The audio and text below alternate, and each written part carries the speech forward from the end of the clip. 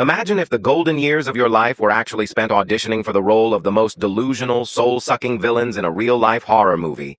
Members of the jury, today we have a masterclass in scorched earth revenge. This story is about the gospel of the grifting grandparents. OP was already dealing with a nightmare. Her ex-husband didn't just pass away in an accident.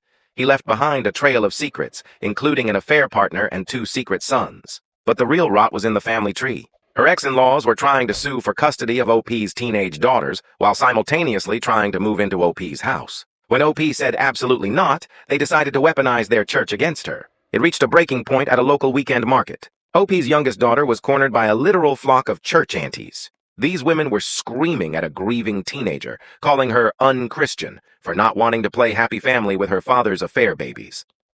They even told OP she was a failure for not obeying her in-laws like a good wife. OP found out the source of the poison. Her mother-in-law had posted a total work of fiction on the church Facebook group. She claimed the affair babies were actually from a surrogate because OP was barren, and that OP was just a cold-hearted woman who hated boys. She painted herself as a penniless saint being bullied by her own grandchildren. But here's the thing about this specific church. They might be judgmental, but they hate cheaters even more than they love gossip. OP realized she still had her divorce war chest from before her ex died. So, she went to a print shop and ordered the highest quality, high-gloss paper available. She spent hours crafting prayer binders that looked exactly like the church's official hymn books. The first page wasn't a psalm. It was a high-definition photo of the ex-husband and his mistress making out on OP's living room couch. OP included every text message, every receipt of the cheating, and the coup de grace. A series of messages where the grandparents called OP's daughters bastards and blamed them for their father's death. OP walked into that church and tucked her custom binders right into the pews. The explosion was glorious.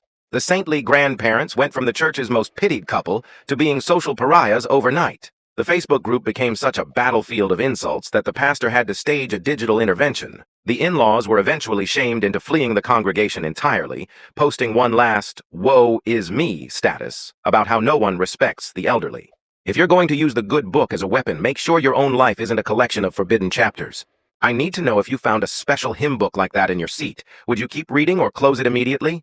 Let me know in the comments.